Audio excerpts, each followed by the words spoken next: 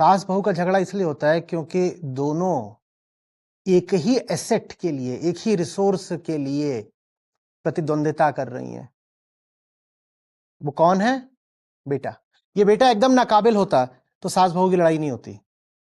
ये बेटा कमाता है इसलिए होती है। आप ही हो अकेले कमाने वाले। You are the only earning resource. तो जिसका आपके ऊपर हक रहेगा वो मौज मारेगा, और दूसरा उसका प्रतिद्वंदी है, कॉम्पिटिटर है। तो इसलिए ये एक आर्केटाइप बन गया है, सास बहू का झगड़ा। सास बहू का झगड़ा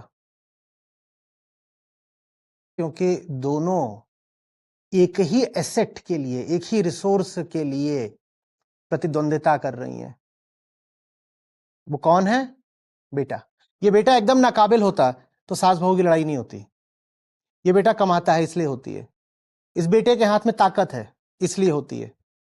इस बेटे के हाथ में ताकत है, और हमारी पारिवारिक व्यवस्था परिभाषा से ही ऐसी है कि न माँ के हाथ में ताकत होती, न पत्नी के हाथ में ताकत होती।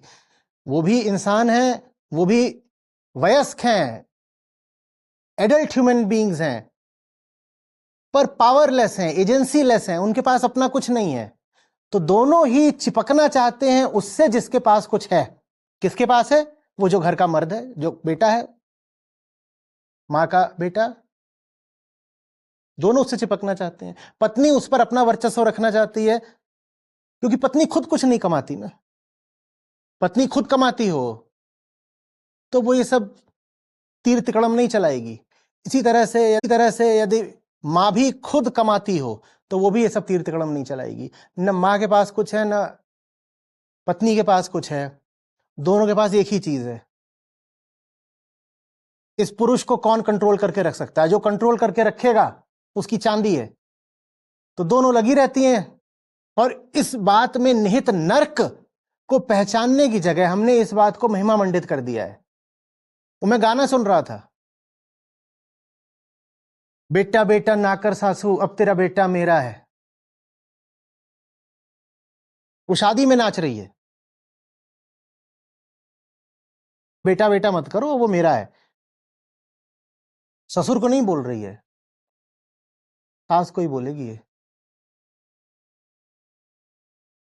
ये जो पूरा मामला है ना, ये आर्थिक है। इसके पीछे अर्थ की और सत्ता की लड़ाई है, और वो लड़ाई इसलिए है क्योंकि तुमने दो ऐसे इंसान खड़े कर दिए हैं जो दोनों ही सत्ताहीन, दुर्बल